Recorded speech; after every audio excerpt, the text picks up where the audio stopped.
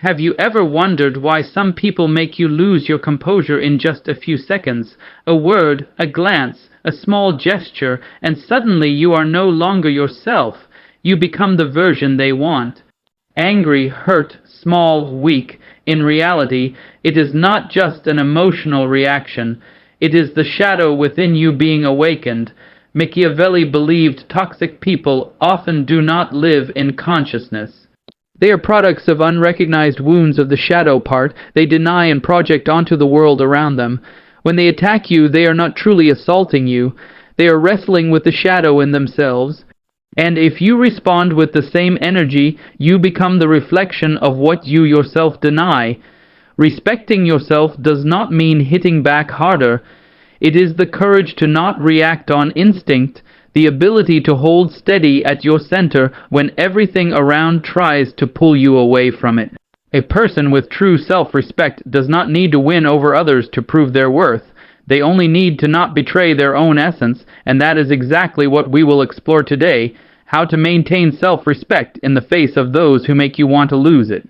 And when you understand those reasons, you no longer need to fight them. You simply see through them. Stay until the end, because the hardest part is also the part that brings you back to yourself. Part 1. Machiavelli and the Nature of Toxic People. Toxic people are not always villains in the ordinary sense. They might be the colleague who smiles while undermining you behind your back, the close friend who always sets you up with mocking jokes, or even a family member who makes you feel guilty for living true to yourself. They are present around us not to destroy, but to expose the dark parts of the soul that we have not yet dared to face squarely. Machiavelli called this the shadow of the human psyche. The shadow is not inherently bad. It is simply everything we do not want to admit about ourselves: envy, greed, the desire for control, the fear of being hurt, and the need for recognition. When we are unconscious of it, that shadow finds other paths. It is projected outward. Machiavelli called this phenomenon projection. We attribute to others the traits, emotions, or desires we cannot accept in ourselves. And as a rule, toxic people are those who live entirely in the projection of themselves. Think of someone who constantly criticizes others for being weak. Behind that may lie their own fear of being seen as useless. Someone who always blames others may be hiding a deep shame about their own powerlessness. The manipulator who uses emotions to control others is often someone who has never felt loved unconditionally. They are not bad in a moral sense. They are in pain in a psychological sense. But because they dare not face that pain, they find ways to throw it onto others, making you the mirror reflecting their distortions. And if you are not awake enough, you will be pulled into that vortex.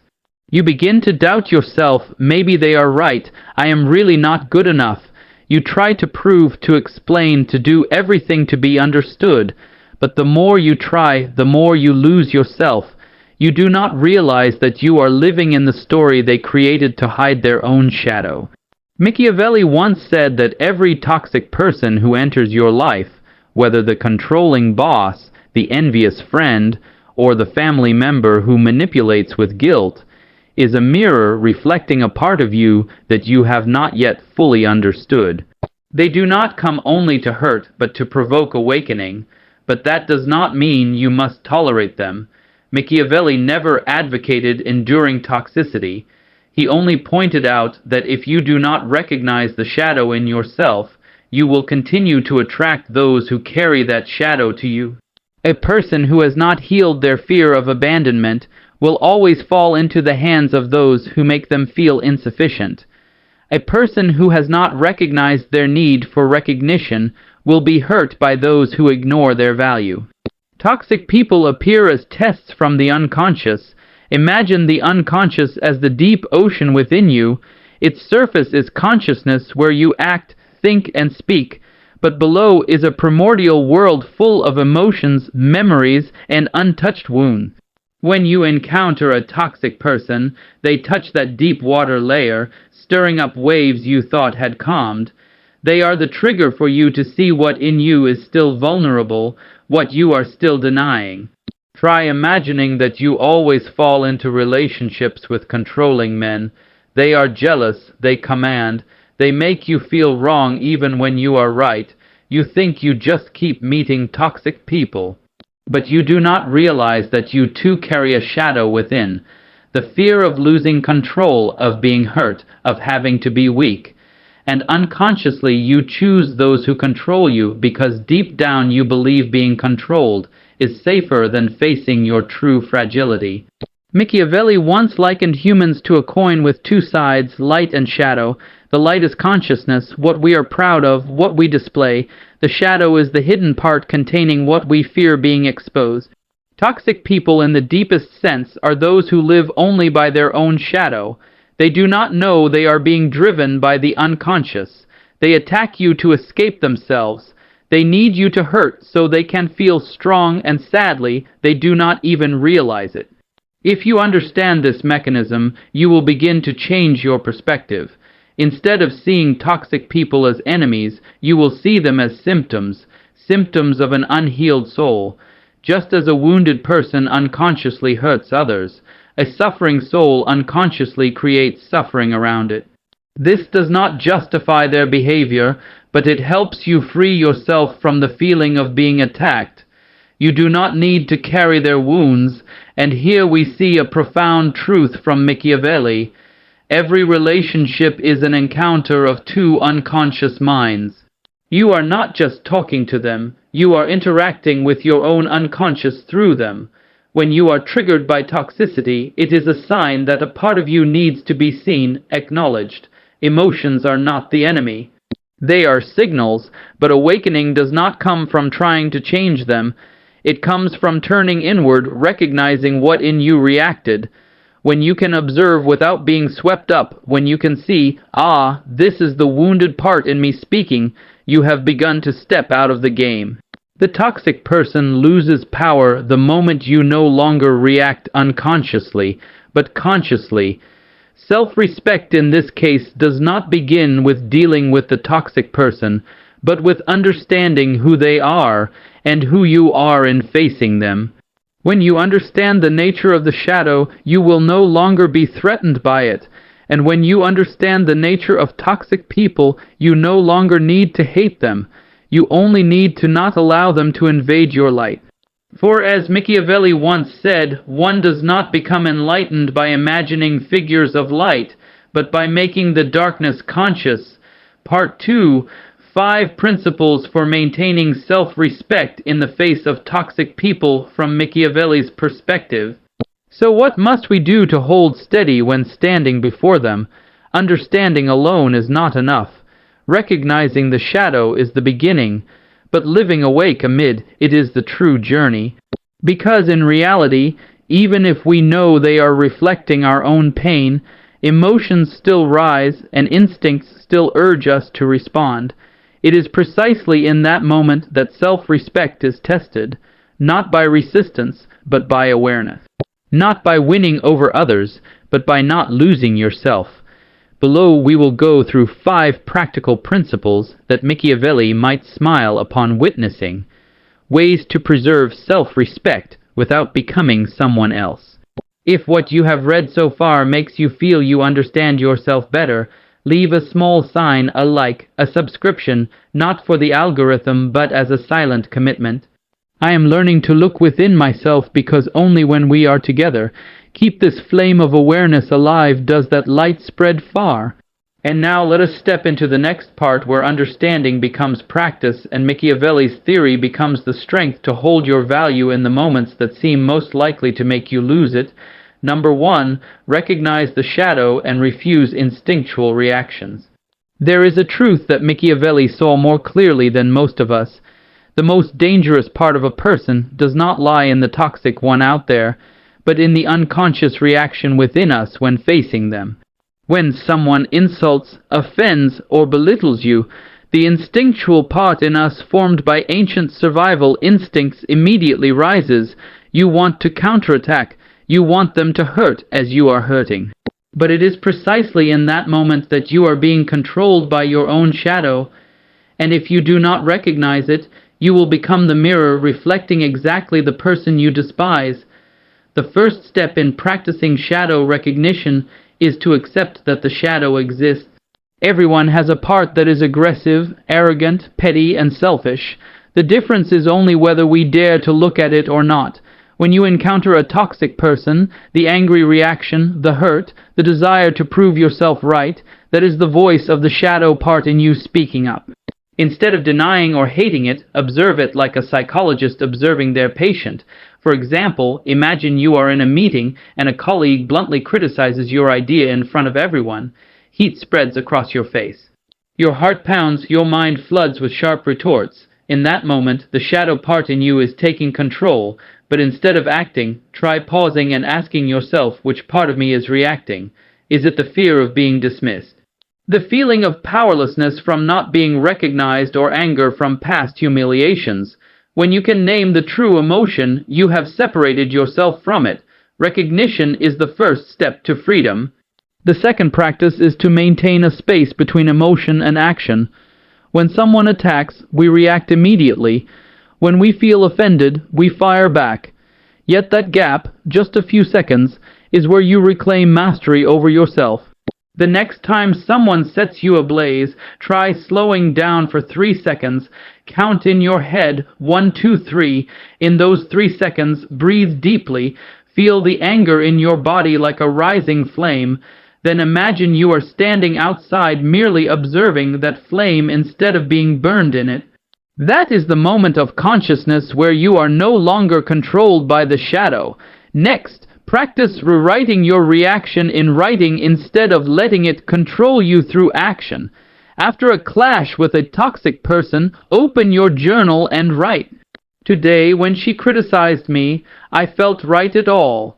The anger, the hurt, the injustice, not to complain, but to illuminate the emotion. When you write it out, you transform the shadow's energy into words. And words are light. Many are surprised to realize that just writing it down halves their anger because at that point the emotion has been brought into conscious light.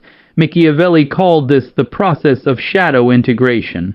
But to avoid instinctual reactions, understanding alone is not enough. You need to transform the emotional energy. Emotions do not disappear when you suppress them.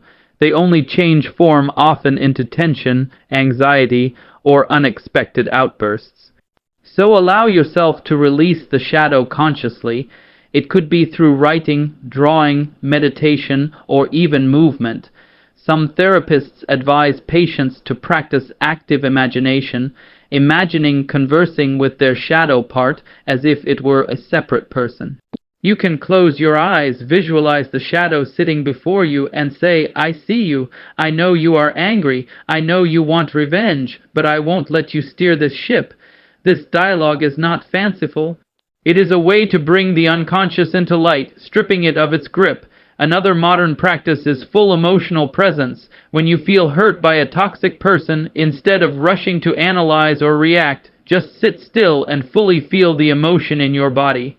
The burning in your chest, the stab in your stomach, the rapid heartbeat, that is your body speaking for your mind. Let it speak, breathe through it. Emotions like waves last only a few minutes if you do not resist them. When you pause to feel, you refuse the reaction, you choose presence over fighting, and that to Machiavelli is the mark of awakening. If you want to go deeper, try meditating with the shadow, not meditation to dispel negative emotions, but to sit with them. Close your eyes. Imagine a scene where you meet your shadow part, perhaps as a figure, a symbol, a face. Ask it, what are you trying to protect me from? Most aggressive, defensive, and angry reactions are protective mechanisms of parts in us that were deeply wounded. When you listen instead of resisting, the shadow begins to melt, because the shadow does not vanish by defeating it, but by understanding it. Refusing instinctual reactions does not mean suppression. Suppression is toxic silence, while refusing is aware stillness. When others belittle you, instead of immediately defending, observe which part of me is being touched. When you feel the urge to counterattack, pause and remember. If I respond right now, am I acting from instinct or from essence? Each time you choose conscious silence, you are forging the greatest spiritual strength, mastery over yourself. The moment you stop reacting, you will hear more clearly the voice in your head asking, "Are they right about me?" And that is when the real challenge begins. No longer a test of anger, but of faith in your own worth. From here, the journey ahead is no longer about restraining reactions, but holding your identity amid attacks. Because only when you do not let others' opinions pierce your self-definition are you truly free. Number 2, separate your identity from the attacks. No one is truly immune to the feeling of being hurt. No matter how strong you are, just one well-placed word can make you crumble in seconds. A criticism, a contemptuous glance, a cold silence, all have the power to strip your self-esteem if you allow them to reach the deepest place, your identity. But that only happens when you forget one thing. You are not how others see you. You are the one who sees yourself.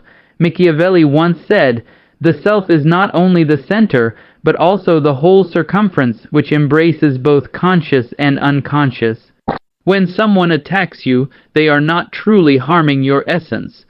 They are only striking the ego, the most fragile part of the entire psychological system.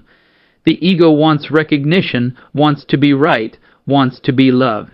The true self only wants to be understood, and your task is not to protect the ego, but to return to the self where attacks cannot reach.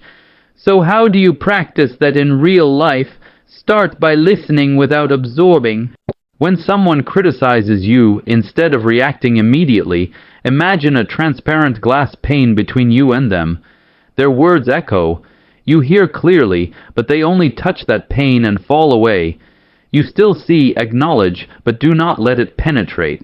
The first feeling may be hurt, but when you do not wear that emotion as your own, it fades. This is the practice of non-identification awareness, a skill Machiavelli considered core to mature consciousness. This practice is not denying reality, but repositioning perception. When someone says you are so useless, you have two choices. One is to let that statement pierce your mind, merge with your identity, and become "I am useless." 2 is to let it stop at the door of awareness and ask, where is this person speaking from? From what pain in them? Most attacks are not truths about you, but truths about them. They say it to lighten their own burden. And when you see that, you stop believing they are talking about you. Another deeper practice is to create a safe inner space for yourself. Try imagining a place in your mind where you feel completely whole. Perhaps a natural scene, a quiet room, or simply your breath. Each time you're attacked, return to that place, inhale, silently think, "This is me." Exhale, "What they say is not me." Do this a few times and you will feel separated from the emotional storm. You will realize their words are just sounds, and you are the one hearing those sounds, and the hearer is never hurt by the echo. Sometimes you get swept into pain not because others are wrong, but because a part of you still believes they are right. This is where practice requires absolute honesty. When someone says you are useless, ask yourself, is there a part of me that believes that? If there is, do not hate that part, listen to it, ask where it comes from. It may be the voice of the inner child who was scolded, who felt not good enough to be loved. Embrace it, tell it, now we are grown, we are good enough. When you heal the part that believes not enough, external attacks lose their power. No one can hurt you with words if they cannot touch the bleeding wound inside. In therapy, this process is called separating the ego from social projections. When we still identify with the image others assign us, we are always dependent on their judgments. But when you understand that every compliment, criticism, insult, or admiration is a reflection of the speaker's mind, you become free. Free from praise because you know it does not define you. Free from criticism because you know it does not diminish you. A very powerful practice is stepping out of the frame. When emotions surge after an attack, close your eyes and imagine you are watching a movie. You see two characters, you and the other arguing. Look at the whole scene unattached to any character. You are just the observer. As the observer, you no longer feel offended. You see the entire situation as a psychological manifestation, not a personal assault. And the miracle is just doing this for a few minutes. Your body relaxes, your heart rate slows, and your mind clears. When you step out of the role, you return to the self. And if you have ever had such a moment where you manage to pause, see yourself before reacting and realize you are no longer a victim of others' words. Share it with us in the comments, not to share a story, but to prove that awakening is real, that humans can rise above hurt through awareness alone. Sometimes just one honest account from you is enough to give someone else the courage to stand still in the storm. Finally, remember, no one has the right to define your worth except you. When you absorb this, every attack becomes a distant echo. You can hear without being hurt, see without being swept in. When you no longer let others' words define who you are, you do not just protect your self-respect. You return to your essence where every attack dissolves like smoke in the wind. Number 3, do not mirror the toxicity. However, understanding your worth is not enough. Holding your energy is the real challenge, and that is when not mirroring begins. This is the deepest challenge in the journey of self-respect, how to not reflect the toxicity while still maintaining your dignity and strength, for mirroring is the natural reflex of the mind. When we are hurt, the unconscious immediately erects a protective mechanism, and we fire back to affirm our right to exist. But it is precisely in that moment that we stray from consciousness. We act from the shadow, not from the light. The first practice is to understand the law of psychological mirroring. Michiavelli believed that every interaction between people is a mirroring of two unconscious minds. When you get angry, you are projecting outward a part of yourself that has not yet been seen. When someone is toxic, they are projecting their wounded part onto you. If you react like them, it means two shadows are talking to each other. The true selves of both have vanished. Imagine two mirrors placed facing each other. The light no longer reflects, only endless repeating images remain. The unconscious operates like that. It creates loops of reaction and hurt until one side is awake enough to stop. Stopping, therefore, is a spiritual act, not because you are weak or accepting defeat, but because you choose not to become a channel for toxicity. A person who has undergone psychological awakening will not ask, how can I make them see their mistake, but rather, how can I not become what I despise? This is the boundary between the one still in the unconscious and the one who has stepped into the light of the self. Try an example. One morning you arrive at the office and a colleague mocks you, probably late again because you were busy staring in the mirror. Normally you would retort, better than arriving early with nothing to do. You might feel a momentary satisfaction, but that emotion quickly turns heavy because you know you have just slipped into their game. This time, try another way. Pause for a second, look them straight in the eye, smile lightly and say, "You look tired today. Hope everything's okay." Then turn away. No anger, no sarcasm. You have just done what the ego hates most, not reacting. But that is exactly how you break the mirroring loop. The toxic person has no energy to cling to because you have given them no foothold to continue. An effective practice is to observe the emotion right in the moment it arises. When someone insults you, instead of thinking, "How should I respond?" redirect the question to, "What is my body feeling?" You might notice your chest heating up, your throat tightening, your hands trembling. Notice it, breathe deeply and simply tell yourself, "This is anger, not me." By naming the emotion, you have separated yourself from it. You are no longer the mirror reflecting, but the one looking into the mirror. Another deeper practice is to dissolve the mirroring with conscious compassion. This is not easy, but when you see the pain behind toxic behavior, hatred gradually dissolves, not because you justify them, but because you understand the mechanism. Someone who constantly belittles others may have once been belittled themselves. A person who always needs to win may carry a childhood fear of losing. When you see that instead of mirroring back, you are left with only one feeling. Ah, they are in pain, and from that you maintain calm. This compassion does not make you weak. It is the highest form of self-respect because it requires you to be strong enough not to be poisoned. There are times when you will feel you must say something to defend yourself. But remember, mirroring is not just in words, but in the energy you carry. If you speak to prove yourself, you are still in their game.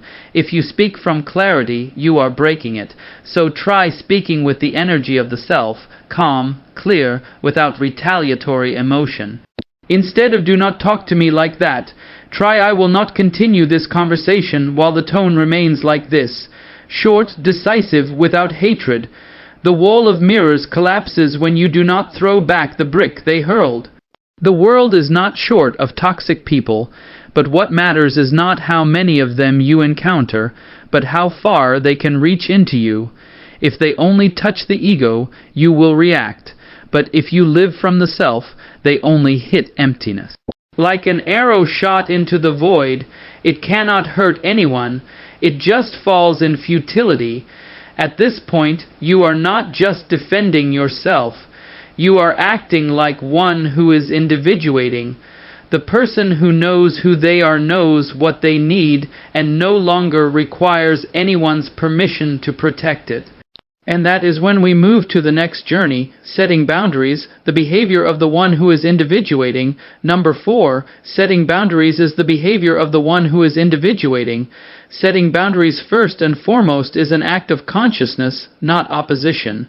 It does not begin with "I will teach them a lesson," but with the question "which value in me needs protection?"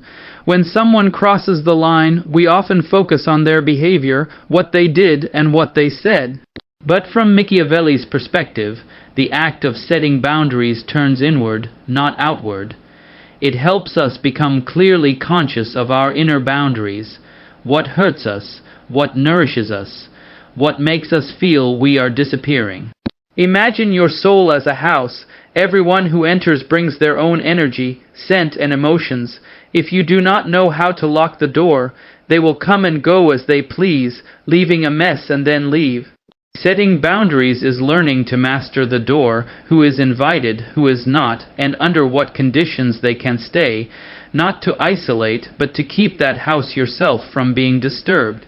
In reality, many people do not set boundaries, not because they do not know they need to, but because they fear. Fear of being hated, fear of being seen as selfish, fear of losing the acceptance they believe love depends on. But as Michiavelli pointed out, fear is a sign that we are still living in the shadow of the persona, the social mask we use to be loved, to be recognized. The one who is individuating begins to remove that mask. They understand that love does not require trading oneself, and true harmony comes only when two people respect each other's boundaries. Setting boundaries, in essence, is a right of individuation.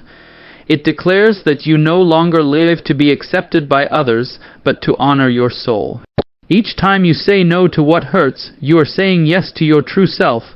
Machiavelli once said, "The privilege of a lifetime is to become who you truly are, and you cannot become yourself if you are always dissolving into others." A simple but powerful practice to start is to write your energy boundaries.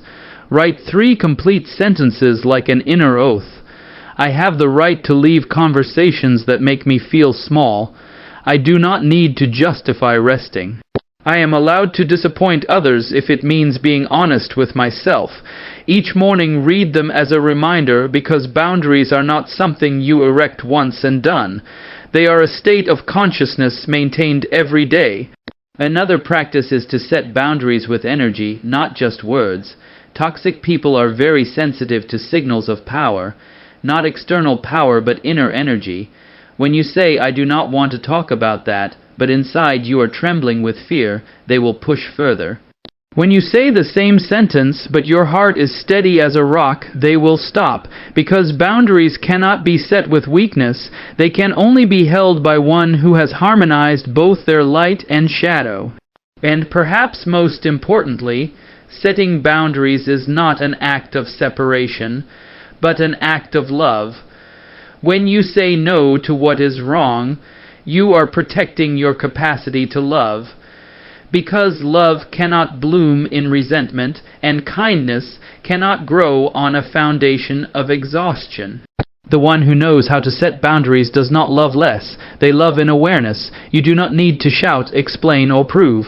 True boundaries do not need to be understood. They only need to be respected. When you are clear about yourself, others will adjust on their own. And if they do not, you remain at peace because you know self-respect does not lie in others understanding you, but in not betraying yourself. It is in that silence that the energy of the individuated one transforms into presence, still deep, unshakable. And that is also where the journey leads us to the stage of the one who has integrated the shadow. The one no longer driven by the need to react, but simply existing quietly as themselves. Number 5, holding silence, the act of the one who has integrated the shadow. In Michiavelli's world, the one who has not integrated the shadow is the one still dominated by the shadow without knowing it. They need to speak, to react, to prove because they are still fighting themselves. But the one who has recognized and reconciled with that part, who understands that within them is both light and shadow, is no longer compelled to react to every provocation. They do not hold silence out of resignation. They hold it because they no longer need to prove. Imagine you are sitting in a room with someone who always attacks you.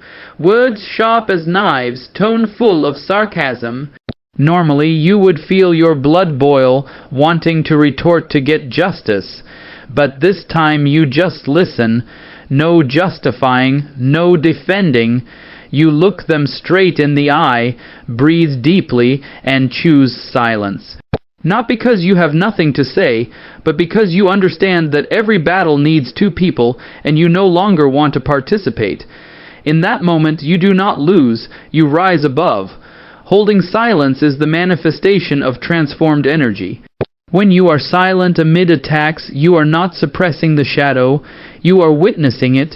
You see the anger, the hurt, the instinct to react rising, but you do not let it act on your behalf. That is the moment you make the shadow conscious. Many misunderstand silence as passivity, but in reality, silence is a form of action at a deep level. It is a conscious choice not to let another's energy control you. Like the surface of a lake when the wind rises, the ordinary person stirs with the wind, while the cultivated one lets the water remain still. That stillness is not avoidance, but the strength of an inner world forged through suffering. There is a story about a student who went to a Zen master and said, "Master, I have been insulted. What should I do to make that person understand they are wrong?" The master replied, "If someone offers you a gift and you do not accept it, to whom does the gift belong?" The student said, "It still belongs to the giver."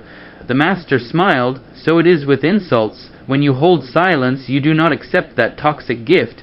You let it fall to the ground, returning it to the sender. Recall the times you argued with a toxic person.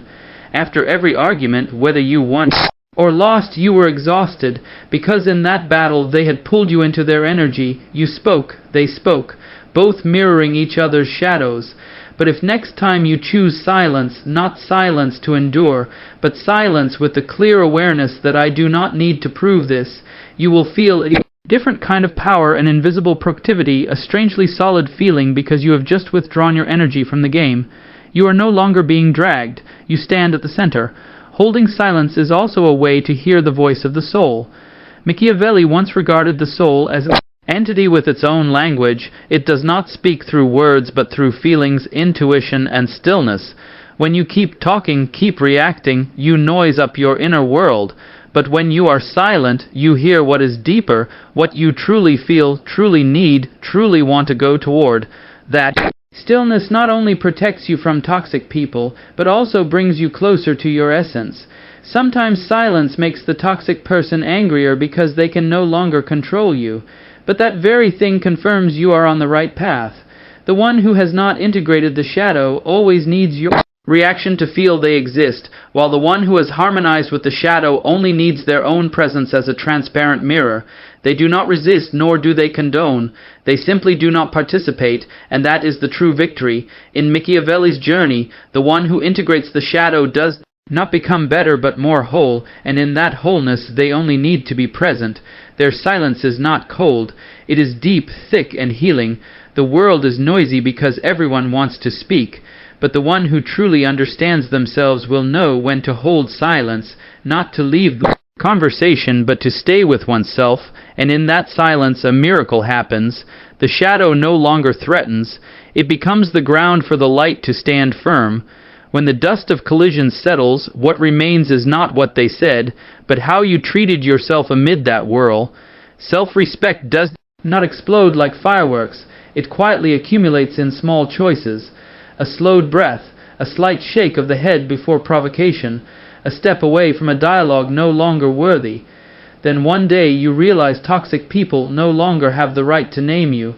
They may stir the wind, but they cannot change your direction. Self-respect at that point needs no proof. It appears as a field of stillness surrounding you, clear, solid, and non-negotiable, and that is when you know you have returned home. In that place, noise no longer throws you off rhythm. Shadow no longer leads you astray. You stand firm in your own light, and that alone is enough as the answer.